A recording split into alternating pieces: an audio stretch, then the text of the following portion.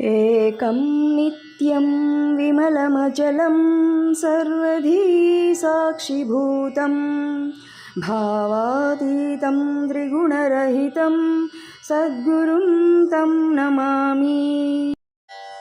अखण्डमण्डलाकारं व्याप्तं येन चराचरं तत्पदं दर्शितं येन तस्मै श्रीगुरवे नमः।